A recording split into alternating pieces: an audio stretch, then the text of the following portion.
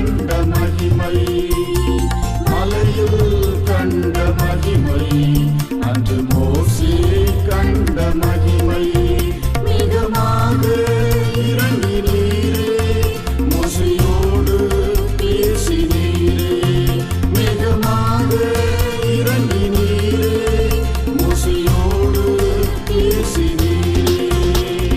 பேசும் என்னோடும் பேசும், இன்றே என்னோடும் பேசும், பேசும் என்னோடும் பேசும், இன்றே என்னோடும் பேசும். ஆனா உண்மை, இவன் தப்பு செய்யல, இவன் சோதனை. சாத்தானுக்கு சவாலாக தேவன் யோபு தூக்கி நிறுத்தி இருக்கிறார். இது இவனுக்கு தெரியாது, நண்பர்கள். ஆனால் நண்பர்கள் சந்தேகப்படுறான்.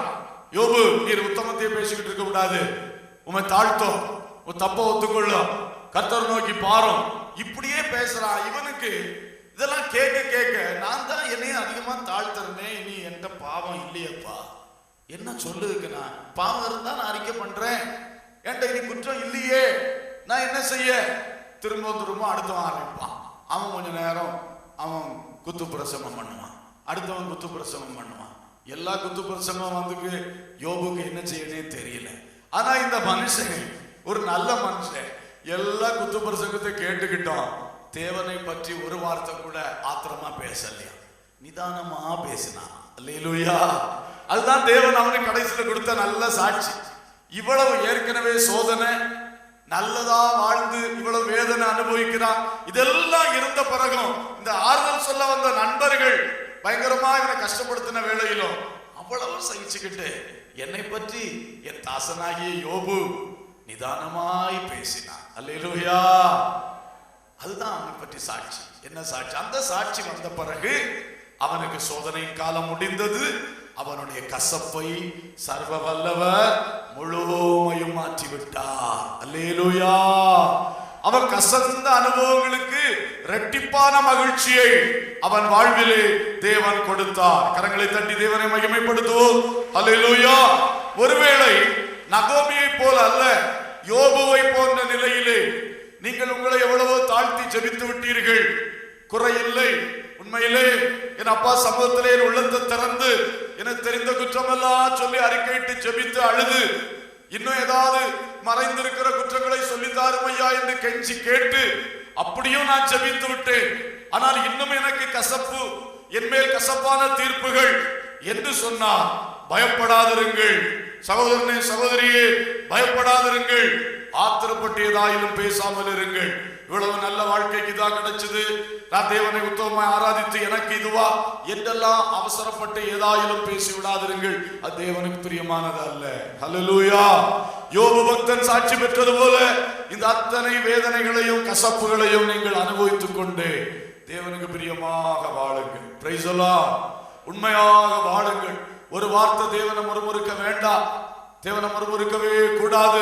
அந்த தேவன் ஒரு பொழுதும் நமக்கு தீமை செய்கிறவர் சொல்லுங்க அல்ல, அல்லவே அல்ல. தேவன் நமக்கு நிச்சயம் மாட்டாரு. உண்மைதானே? எல்லார் வாழ்க்கையிலும் அதுதானே. என் தேவன் எனக்கு தீமை செய்ய மாட்டா. ஆமென். அல்லேலூயா. தீமை செய்யவே மாட்டார். எனவே அவரை பற்றி ஒரு முறுமுறுப்பு வரவே கூடாது. இனி மனுஷர்களை பற்றியும் முறுமுறுப்பு வரக்கூடாது. யாரோ ஒருத்தன் தான் நம்மளை வேதனைப்படுத்துவான், ஆனா சர்வ வல்லவர் கொடுத்த தீர்ப்பாகும். அந்த தீர்ப்பையாக அவன் நம்மகிட்ட வந்து எக்ஸிக்யூட் பண்ணிக்கிட்டு இருக்கான். இவனை போய் நம்ம முறுமுறுத்து என்ன விஷயம்? கொஞ்ச நாள் அவன் செய்வான். சர்வ வல்லவர் கட்டளையிட்ட நேரம் வரைக்கும் அவன் நம்ம வாழ்க்கையை கசப்பாக்குவான். பிறகு தானா அவனை தேடினாலும் காணாது, ஓடி போயிருவான் எங்கேயோ. அல்லேலூயா. ஆனால் உங்க வாழ்க்கையில சில கசப்புகளை கொடுப்பதற்கு சில நபர்களை தேவன் பயன்படுத்தலாம், சில சூழ்நிலைகளை தேவன் பயன்படுத்தலாம். அது அவைகள் மேல் எரிந்து விழுகிறதுனால் நாம தான் தேவனிடத்திலே உள்ள அந்த மேன்மையை இழந்து போகும். அதை நீங்க புரிந்து கொள்ளும். அதனால இந்த மனுஷர்கள் மேல நம்ம எரிந்து விழவோ ஆத்திரப்படவோ அவனை பற்றி பேசவோ வருத்தப்படவோ தேவையே. தாவீது ஒரு சமயம் சீமே என்கிற மனுஷனை கொண்டு தேவன் அவனை தூஷிக்கும்படி வைக்கும் போது அதுக்கு அவன் அழகா சொல்லிட்டான், நான் இவனுக்கு விரோதமா ஒன்றும் செய்ய போகிறது இல்லை. தேவன் அவன் என்னை தூஷிக்கணும்னு அவனுக்கு கட்டளை இட்டிருந்தால் அவன் செஞ்சுட்டு போட்டோம். அதுதான் இது வேதனை அனுபவிக்கின்ற ஒரு குறிப்பிட்ட காலம். இதுக்கு ஒரு கால கெடு உண்டு, கால அளவு உண்டு. அந்த அளவு கரெக்டா முடியும் பொழுது சர்வ வல்லவர் பரீட்சையில ரிசல்ட் அறிவிச்சிருவார், பிறகு ப்ரமோஷன் கொடுத்துருவார். அல்லேலூயா. நம்முடைய பிள்ளைகள் எல்லாம் இப்ப எக்ஸாம் எழுத போறாங்க, எல்லாத்துக்கும் பரீட்சை காலம். இந்த பரீட்சை காலத்திலே இந்த மாணவர்கள் பாருங்கள் ரொம்ப கஷ்டப்படுகிறார்கள். ஆனால் இந்த பரீட்சை காலம் தொடர்ந்துகிட்டே இருக்காது. டைம் டேபிளே கொடுத்துட்டாங்க, இதான் பரீட்சை, ரிசல்ட் இன்னைக்கு வரும். அப்ப பரீட்சை என்றால் ஒரு ரிசல்ட் உண்டு.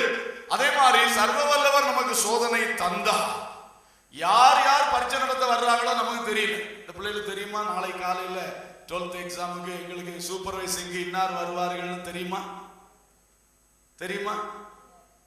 எங்களுக்கு 12th எக்ஸாம் நடந்த பொழுது மேத்ஸ் எக்ஸாம் ஒரு சில பையன்மார் சேர்ந்து இன்ன வாத்தியார் தான் நமக்கு வருவார் மேத்ஸ் எக்ஸாமுக்கு, அவரை நாங்கள் நல்லா கவனிச்சாச்சு, நமக்கு ஈஸியாக என்ன பண்ணிடுவார், இப்போ பார்த்து எழுதுறதுக்கு விட்டுருவாரு, ஏன்னா மேத்ஸ் கொஸ்டின் பேப்பர் ரொம்ப டஃப்பாக வருது சொல்லி படிக்கவனையும் படிக்க விடாம ஆக்கி இவனை பண்ணான். கடைசியில் உள்ள போய் உட்கார்ந்தா இவனே சொன்ன வாத்தியார் வேற ஏதோ கிளாஸ்ல நிற்கார். இவனுடைய நிலைமை என்ன ஆயிடுச்சு? வந்தவரோ சிங்கத்தை போல நிற்கிறார்.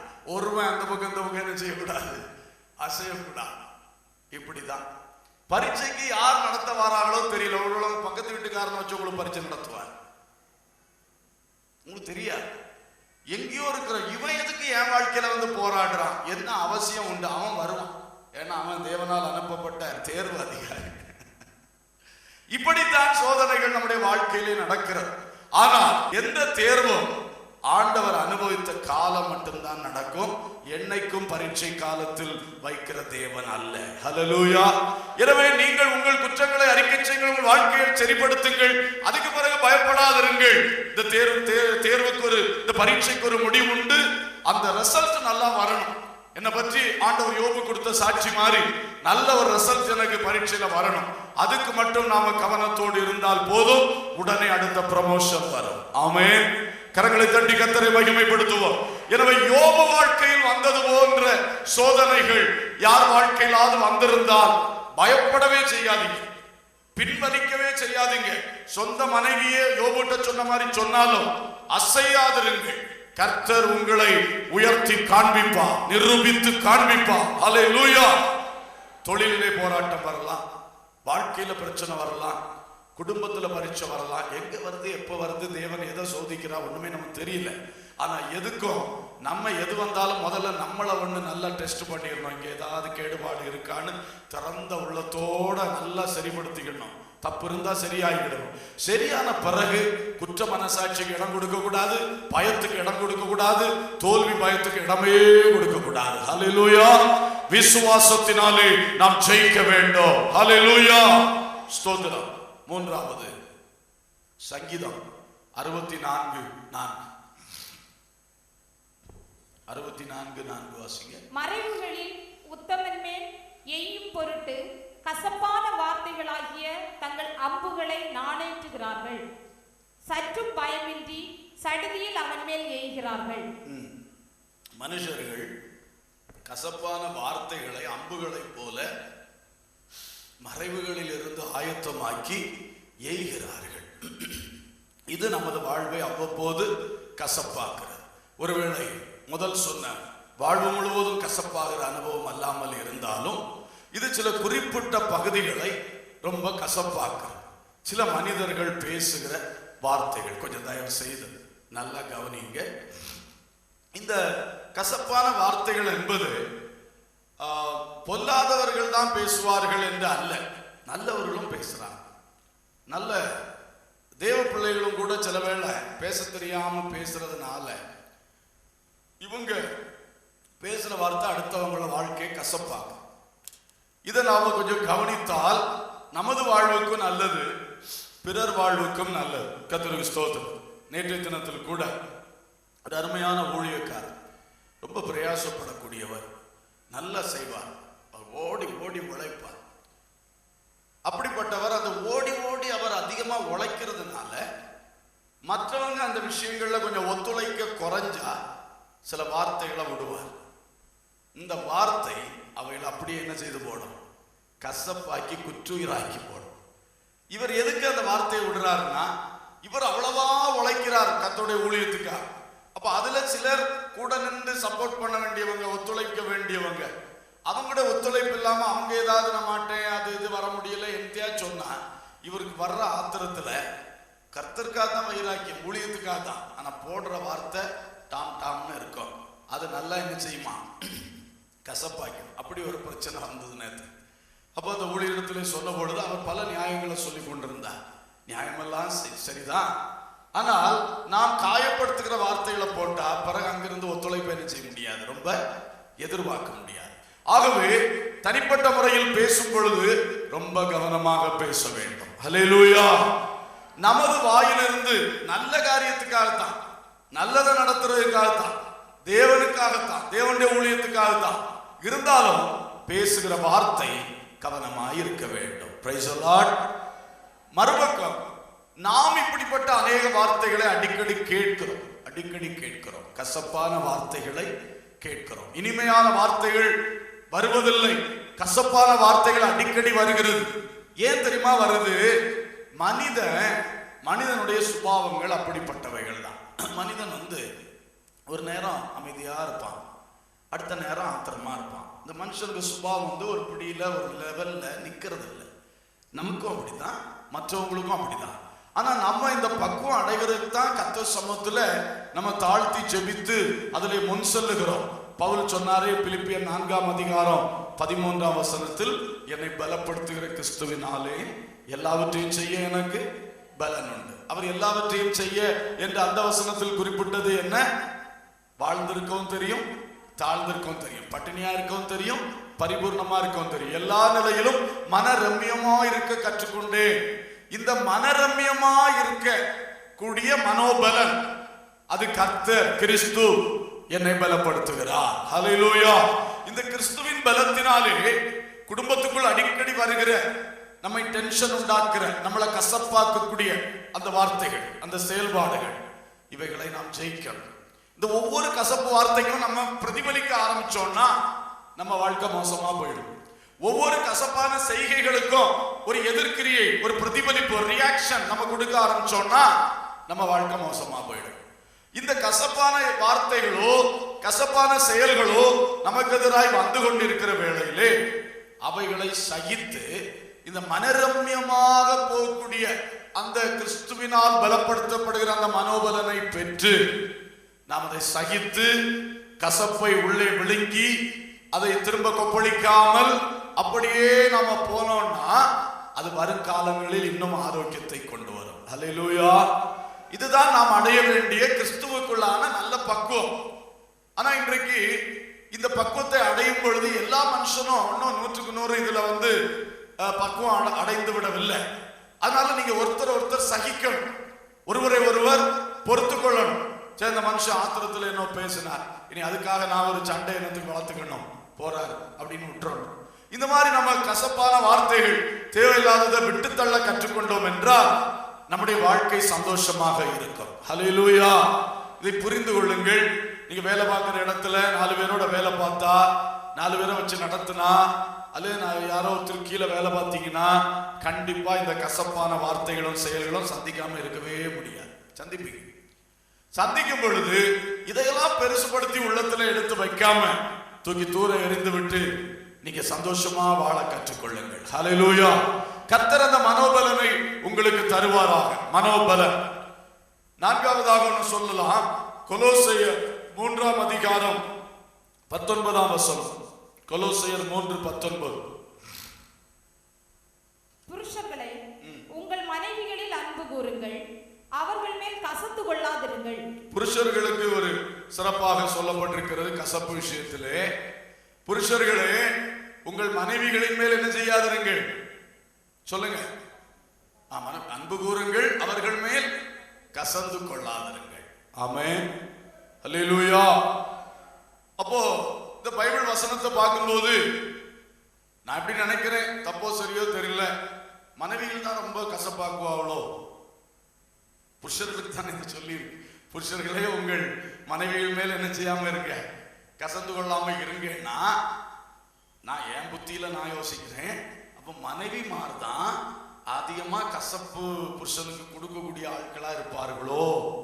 ஆனா அப்படின்னா கர்த்தர் அங்க ஸ்டாப் பண்றார். புருஷர்களே, இது பலவீன பாண்டங்கள், இது என்னத்தையா பேசிட்டு கிடக்கும், நீங்க என்ன பண்ணாதீங்க, அதுகள் மேல் சொல்லுங்க, கசந்து கொள்ளாதிருங்கள். ஆமென், அல்லேலூயா. உண்மைதான் என்று நான் நம்புகிறேன். ஏன்னா சில வேளைகள்ல பார்த்தா மனைவிகள் பேசிக்கொண்டே இருப்பார்கள், கணவர்களுக்கு எரிச்சலும் கசப்பும் வந்துகிட்டே இருக்குது. பிறகு அதைத்தான் காட்டுறாங்க குடும்பத்துல. ஆனா அது வரக்கூடாது. ஆகவே மனைவிகளே, உங்கள் புருஷர்கள் கசந்து கொள்ளும்படி நீங்க எதையும் பேசாதீங்க, நடந்து கொள்ளாதீங்க.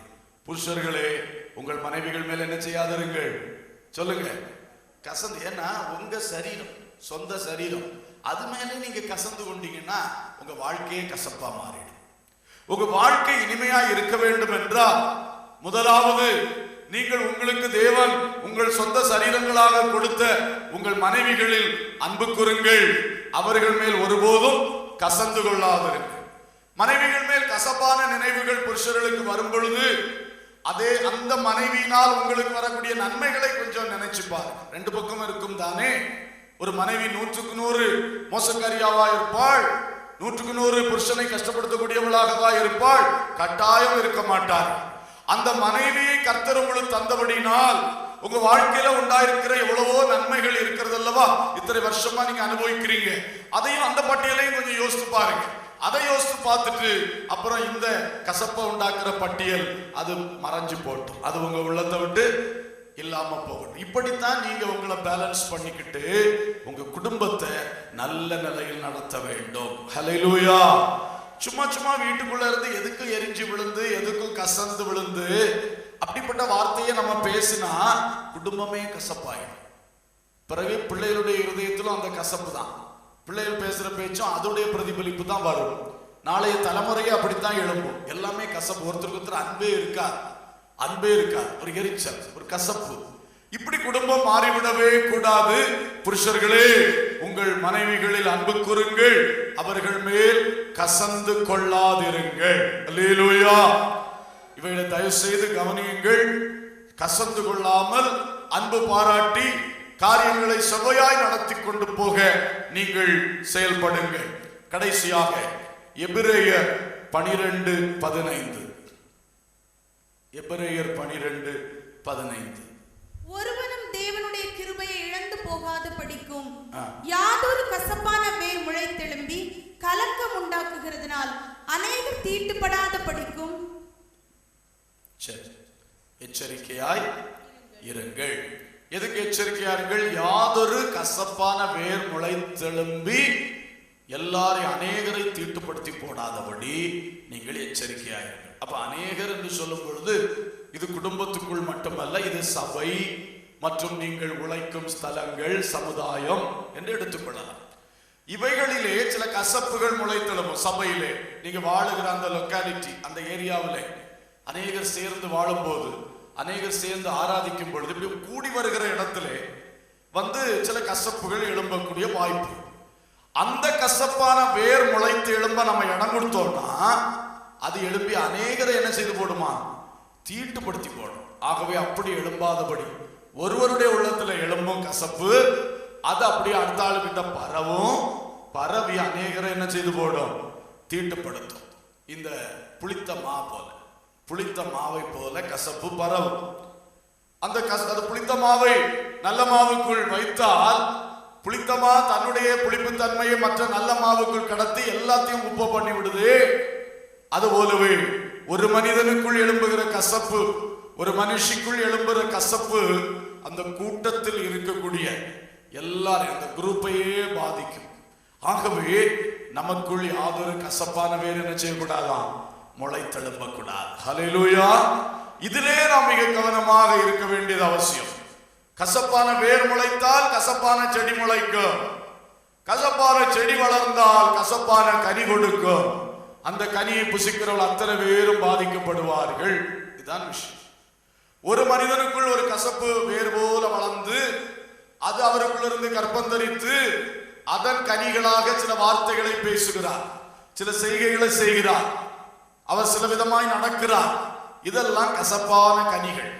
இந்த கனிகள் மற்றவர்களை ரொம்ப என்ன செய்து பாதிக்கிறது. எனவே நம்ம யாருக்குள்ளும் ஒரு கசப்பான வேர் முளைத்தெழும்பவே கூடாது.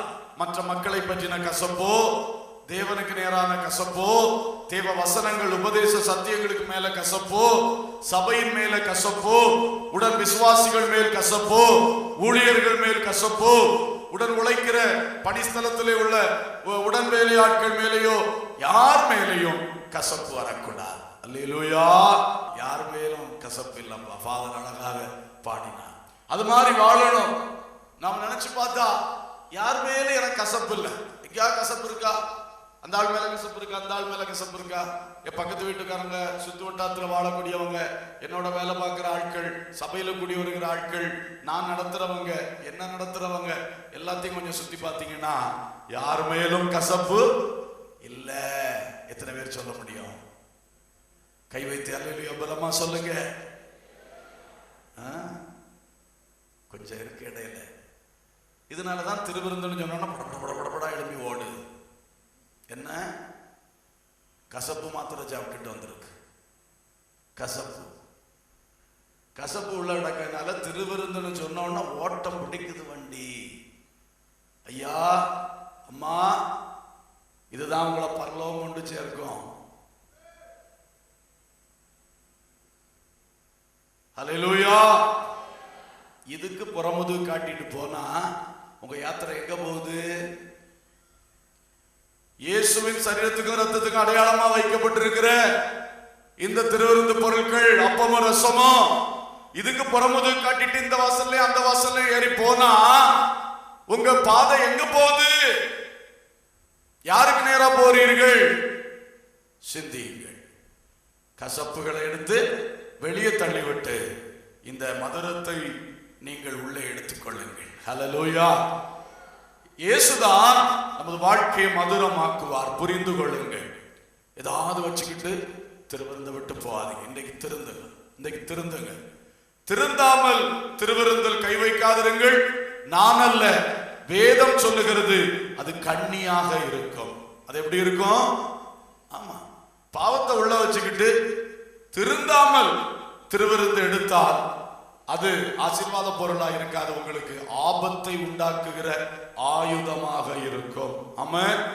வசனம் சொல்லுதில்ல, இது நிமித்தம் உங்களில் அநேகர் பலவீனரும் வியாதி உள்ளவர்களுமாய் இருக்கிறார்கள். அநேகர் நித்திரையும் அடைந்திருக்கிறார். சிலர் நித்திரை அடைந்தது இது கொலை செய்திருக்கு. இது யாரை கொலை செய்தது? யாரை அழித்தது? தகுதி இல்லாமல் கை போட்டவனை அழித்தது. அல்லேலூயா.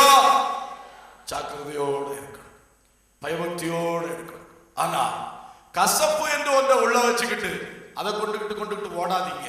அதை இப்ப தூக்கி தூர எறிஞ்சிட்டு இந்த பரிசுத்த பந்தியை உள்ள எடுத்துட்டு போங்க. ஹல்லேலூயா. கசப்பை சுமந்து கொண்டு போக போகிறீர்களா? இயேசுவை சுமந்து கொண்டு போக போகிறீர்களா? இந்த பிரசங்கம் முடியும் இந்த தருவாயில் நல்லதொரு தீர்மானம் செய்து கொள்ளுங்கள். யார் மேல கசப்பு இருக்கோ இந்த ஜெபத்திலே ஆண்டவர் சமூகத்தில் அறிக்கை செய்து ஜெபித்துட்டு அங்க போய் உடனே அவங்களோட ஒப்புரவாயிடுங்க. இயேசுட்ட மன்னிப்பு கேட்டேன், அந்த நபரோட ஒப்புரவாகணும், சரி ஆகணும். அந்த தீர்மானத்தோட இன்றைக்கு சரியாய் கர்த்தரிடத்திலே ஒப்புரவாகி கர்த்தருடைய பந்தியை எடுத்து விட்டு செல்லுங்கள். போன உடனே யாரிடத்தில் ஒப்புரவாகணுமோ ஒப்புரவாகுங்கள். ஹல்லேலூயா.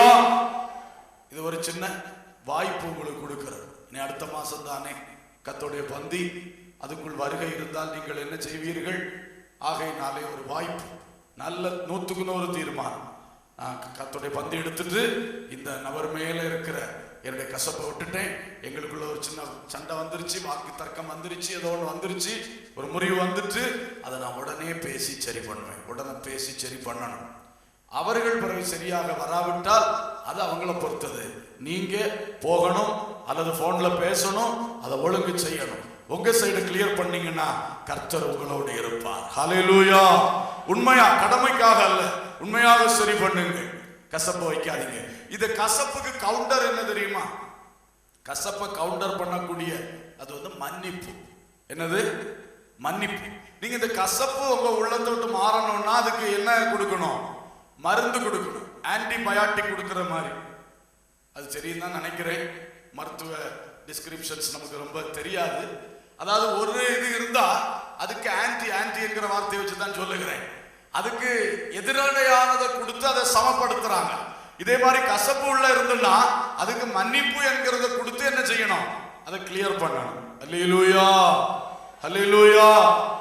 மன்னிப்பு கொடுத்துக்கிட்டே இருந்தீங்கன்னா கசப்பு கரைந்து போயிட்டே இருக்கும். பிரைஸ் தி லார்ட், அல்லேலூயா.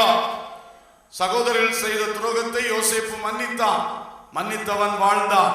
இதான் ரொம்ப முக்கியம். மத்தேயு 6:12 சொல்லுகிறது, எங்கள் கடனாளிகளுக்கு நாங்கள் மன்னிக்கிறது போல எங்கள் கடன்களை எங்களுக்கு, எங்கள் பாவங்களை எங்களுக்கு மன்னியோம். அல்லேலூயா. நாங்க மன்னிக்கிறது போல மன்னியோம்னு ஜெபிக்க இயேசு கற்றுக் கொடுத்தார். ஆமா, நீங்க எந்த அளவுல மன்னிக்கிறீங்களோ அந்த அளவு பிதாவானவர் உங்களுக்கு என்ன செய்வார்? மன்னிப்பார். மத்தேயு 6:15, மனுஷனுடைய தப்பிதங்களை நீங்கள் அவர்களுக்கு மன்னியாதிருந்தால் உங்கள் பிதா உங்கள் தப்பிதங்களை உங்களுக்கு மன்னியாதிருப்பார். மத்தேயு 18:21-22 சொல்லுகிறது, 7 தரம் மட்டுமல்ல 70 தரம் மன்னித்துக் கொண்டே இரு. ஒரு மனுஷன் தொடர்ந்து தப்பு செய்தால் அவருக்கு 7 தரம் மட்டுமல்ல 70 தரம் மன்னித்து விடு. மத்தேயு 18:35 சொல்லுது, அவனவன் தன் தன் சகோதரன் செய்த தப்பிதங்களை மனப்பூர்வமாய் மன்னியாமற் போனார், பரமபிதா உங்களுக்கும் அப்படியே செய்வார். நீ மனப்பூர்வமா மன்னிக்க மாட்டீன்னா அவர் உன்னை மன்னிக்க முடியாது. லூக்கா 17:3-4 சொல்லுகிறது, கர்த்தருக்கு ஸ்தோத்திரம், உன் சகோதரன் மனஸ்தாபப்பட்டு உன்னிடத்தில் வந்து மன்னிப்பு கேட்டா ஒரே நாள்ல 7 தரம் வேணாலும் அவனுக்கு என்ன கொடு?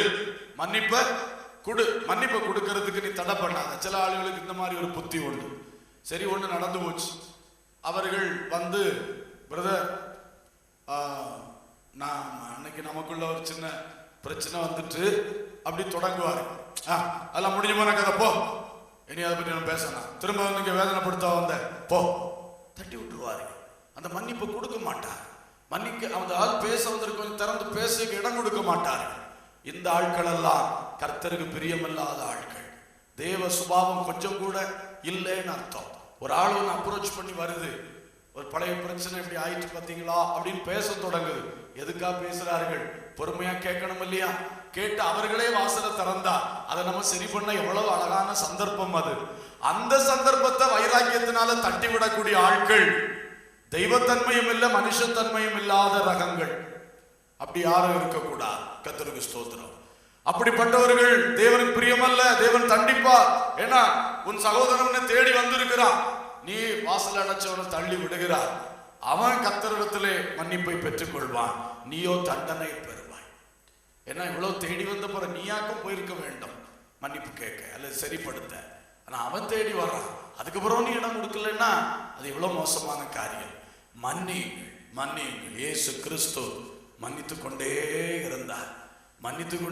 தன் உள்ளத்தில் ஒரு கசப்பு வைக்கல, ஒரு பரிசேயர் மேல கசப்பு வைக்கல, ஒரு சதுசேயர் மேல கசப்பு வைக்கல. எல்லாரையும் மன்னித்து உள்ளத்தில் நேசித்தார். சிலவேளை ரொம்ப சத்தம் போட்டார், வெள்ளை அடிக்கிற கல்லறையில போல இருக்கீங்களேன்னு கூட சத்தம் போட்டார். ஆனாலும் கசப்பு வைக்கல. ஹல்லேலூயா. கசப்பு வைக்கல. அந்தந்த இடத்துல கண்டித்தார், கண்டித்து விட்டு விட்டார். சும்மா அவங்க மேல எரிச்சல் அடைஞ்சு அவங்க மேல யுத்தம் பண்ணிக்கிட்டு இருந்தாரா? அவங்க மேல போய் போராடிக்கிட்டு இருந்தாரா? அவங்க மேல எரிஞ்சு விழுந்துகிட்டு இருந்தாரா? கிடையவே கிடையாது. இயேசுடைய உள்ள தூய்மையாக இருந்தது. உள்ளத்துல எந்த கசப்பும் தங்கவே இல்லை. தேவாலயத்துல போய் சாட்டை கையில் எடுத்தார். ஆனாலும் எப்ப பார்த்தாலும் பிரதான ஆசாரியனை சாட்டை எடுத்து துரத்திக்கிட்டு தெரிஞ்சாரா? காசுக்காரமார துரத்திட்டு இருந்தாரா? அந்த சமயத்திலே அவர் கண்டித்தார், தண்டித்தார். அதோடு முடிஞ்சு. கசப்பு உள்ளத்துல இருக்காது. ஆமென். சொந்த பிள்ளைகள் தப்புக்கு தண்டிக்கிறீங்க, ஆனா பிள்ளைய பற்றி கசப்ப உள்ளத்துல வைக்க கூடாது. மனைவி கணவன் சில வேளை சின்ன சின்ன மோதல்கள் வரதான் செய்யுது, குடும்பங்கள்ல வரும். உடனே கசப்பை வளர்த்துக்கிட்டே இருக்கக்கூடாது. அதை அங்க விட்டுறணும், சரிப்படுத்தணும். மன்னிப்பு கொடுக்கணும். மன்னிப்பை அங்க கொடுக்கும் போது இந்த கசப்பு போயிட்டே இருக்கும். ஹல்லேலூயா. இப்பொழுது முழங்கால் படிடுவோமா? தேவ சமூகத்தை நோக்கி பார்ப்போமா? கசப்பு மாற வேண்டும், மன்னிப்பு நமது வாழ்க்கையை நிரப்ப வேண்டும். எந்த கசப்பும் வேண்டாம். எந்த மதத்தை பற்றியும் கசப்பு வேண்டாம். எந்த ஜாதியை பற்றி கசப்பு வரக்கூடாது. எந்த மனிதர்களை பற்றி கசப்பு வரக்கூடாது. ஹல்லேலூயா. எந்த கசப்பு இருக்கக்கூடாது. ஆண்கள் மேல் கசப்பு, பெண்கள் மேல் கசப்பு, ஆசிரியர்கள் மேல் கசப்பு, குறிப்பிட்ட வேலைக்காரங்க மேல கசப்பு, மேனேஜர் மேல கசப்பு வேண்டவே வேண்டாம். ஒரு மேனேஜர் அப்படி செய்தாருன்னு எல்லா மேனேஜர்கள் மேல நீங்க கசந்து கொள்வது தவறு. யார் மேலும் கசப்பு இல்லப்பான்னு பாடுறது மாதிரி என் வாழ்க்கை உண்மையா மாறட்டும். யார் மேலையும் கசப்பு வைக்க விடாது. எல்லாரையும் மன்னிச்சிருங்க. சொல்லுங்க, வாயை திறந்து சொல்லி சொல்லி மன்னிப்பு கொடுங்க. தேவ சமூகத்துல வாயை திறந்து சொல்லி சொல்லி மன்னிப்பு கொடுங்க. பவுல் சொன்னார்ல, நான் யாருக்கு மன்னித்தேனோ அவனுக்கு தேவ சமூகத்தில் மன்னித்திருக்கேன்னு சொல்லிட்டார். அதே மாதிரி இந்த தேவ சமூகத்திலே முதலாவது யாருக்கெல்லாம் மன்னிக்கணுமோ அதை வாயை திறந்து அறிக்கை பண்ணி தேவனுக்கு முன்பாக மன்னித்து விடுங்கள். ஹல்லேலூயா. சொந்த பிள்ளையா இருக்கட்டும், சொந்த கணவன் அல்லது மனைவியா இருக்கட்டும், அல்லது அயலத்தாரா இருக்கட்டும், வேலை செய்யற இடத்துல உள்ளவங்களா இருக்கட்டும், யாரானாலும் கசப்பு வேண்டாம், கசப்பு வேண்டாம். யாருக்காயிலும் கர்த்தர் மேல கசப்பு இருக்குதா, அந்த கசப்பை உடனே மாற்றி விடுங்கள். வாய் திறந்து அறிக்கை பண்ணுங்க, மன்னிப்பு கேளுங்க. ஆண்டவரே, நான் சில வேளை கசப்பா பேசிட்டேன். ஆண்டவரே, இந்த தேவனை பின்பற்றி என்ன பிரயோஜனம், கூட்டத்துக்கு போய் என்ன பிரயோஜனம் எல்லாம் நான் பேசிட்டேன், என்னை மன்னிச்சிருங்கப்பா, என் வாய் சரியில்லைப்பா, என்னை மன்னிச்சிருங்கன்னு சொல்லி தாழ்த்தி ஜெபித்தால் கர்த்தர் உங்களுக்கு மன்னிப்பு கொடுப்பார். ஹல்லேலூயா, ஹல்லேலூயா, ஹல்லேலூயா. ஒரு நிமிடம் உங்கள் வாழ்க்கையை வந்து சுற்றி நோக்குங்கள். உங்கள் உள்ளத்தில் யார் மேலாகிலும் கசப்பு இருக்கிறதா? வலது கரத்தை வானத்துக்கு நேராக உயர்த்துவோமா?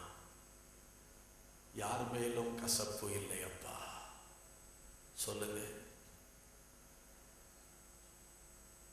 இருதயத்தின் ஆழத்திலிருந்து சொல்லுங்க, யார் மேலும் கசப்பு இல்லையப்பா. இருக்கிறதென்றால் இப்பொழுது அதை சரி செய்து கொள்ளுங்கள். உண்மையாய் உங்களை தாழ்த்தி தேவ சமூகத்தில் சரி செய்ததை விட்டு தள்ளுங்கள். ஒப்புரவாக வேண்டியது உண்டென்றால் கட்டாயம் ஒப்புரவாகுங்கள். ஹல்லேலூயா. அந்த மனுஷனுக்கே தெரியாது, நான் தான் கசப்பை வளர்த்துக்கிட்டேன் என் உள்ளத்துல.